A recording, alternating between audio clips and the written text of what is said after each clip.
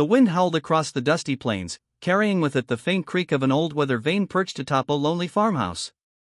At 93 years old, Eleanor Whitmore stood at the edge of her land, leaning heavily on a wooden cane, her eyes scanning the horizon. This farm wasn't just dirt and fences, it was her legacy, her life's work, and the last living reminder of her late husband, Thomas. For decades, she had tended these fields with calloused hands and unshakable grit. But in recent months, shadows had crept into Eleanor's world, men with cold eyes and cruel smiles.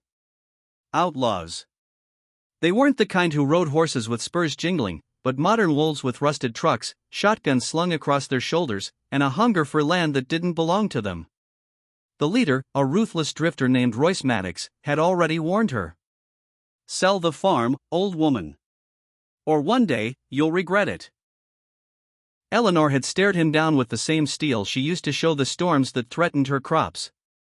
"This land has fed my family for generations," she said. "It won't be yours, not today, not ever."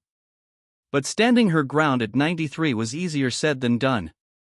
The fences had been cut. Her barn vandalized. Her nights sleepless with worry. She knew it was only a matter of time before Royce returned to make good on his threat. What Royce didn't know, however, was that Eleanor wasn't alone. Her grandson, Jack Whitmore, had just returned from his latest deployment. A Navy SEAL with a dozen missions under his belt, Jack wasn't a man who bragged or sought praise. He carried his scars silently, the kind etched not just on his skin but in his heart. When Eleanor called him, her voice trembling for the first time in his memory, Jack knew there was no choice. "Grandma, I'm coming home," he told her. Jack arrived 2 days later. The sight of his grandmother's frail frame standing on the porch broke something inside him.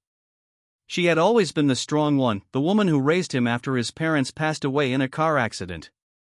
To Jack, Eleanor wasn't just family, she was the reason he had grown into the man he was. "Jack," she whispered, tears shining in her weathered eyes, "they want to take everything. I don't know how much longer I can fight them." Jack pulled her close, his embrace firm and reassuring. "You don't have to fight them, Grandma. That's my job now." But protecting the farm wouldn't be simple. The challenges stacked quickly. The first came at nightfall, when Jack noticed tracks leading from the dirt road to the barn. Inside, he found smashed tools, stolen feed, and spray-painted walls. One word stood out in red: leave. The second came in the form of fear spreading through the small town nearby. Neighbors who once waved at Eleanor now avoided her, whispering about how Royce and his gang weren't men to cross. People were scared, and scared people didn't stand together. The third challenge was Eleanor's age.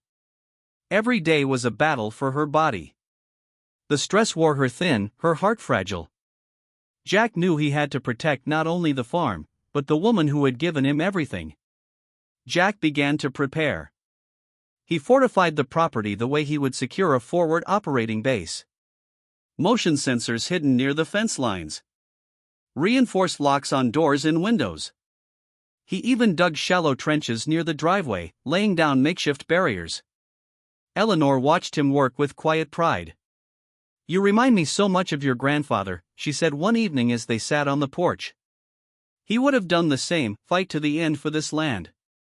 Jack smiled softly. "I learned it from you both. Never back down." The storm finally came one moonless night. Royce and his men rolled onto the property in 3 trucks, headlights cutting through the dark like predators' eyes. The rumble of engines woke Eleanor, but Jack was already waiting. Stepping out into the yard, Jack's silhouette stood tall and unyielding, a stark contrast to the chaos spilling from the trucks. "Evening, gentlemen," he called, his voice calm but edged with iron. Royce sneered.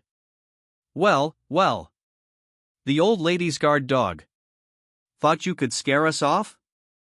Jack's reply was steady. "I'm not here to scare you. I'm here to end this." The gang tried intimidation first, circling him, shouting, revving engines. But Jack had faced worse in deserts, jungles, and oceans. He moved with precision, disarming one thug who rushed him, sending another sprawling with a single strike. The traps he had laid earlier worked perfectly, tires burst on hidden spikes, forcing the trucks to stall. Eleanor watched from the porch, her hand gripping the railing, her heart pounding. She prayed silently, both terrified and in awe of the man her grandson had become. Royce, furious, pulled a shotgun from his truck. "You don't know who you're dealing with," he screamed. Jack's eyes locked on him, steady as stone. "Neither do you."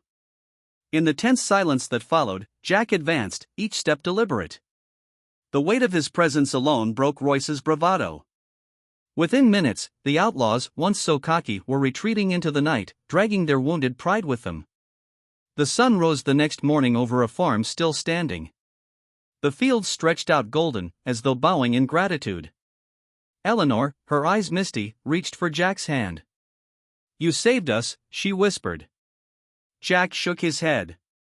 "No, Grandma. You saved me. Everything I've done in my life, it was because of how you raised me. This land isn't just worth fighting for, it's worth living for." The story of Eleanor's stand and Jack's courage spread through the town. Neighbors who had once stayed silent began to rally. They helped mend fences, repaint the barn, and restore what had been damaged. The farm, once threatened, became a symbol of resilience. And Eleanor, frail but unbroken, became a living legend, proof that courage doesn't weaken with age. As Jack stood on the porch one evening, arm wrapped around his grandmother's shoulders, he looked at the horizon with a renewed sense of purpose. The farm wasn't just a home. It was hope. And sometimes, hope needs defending.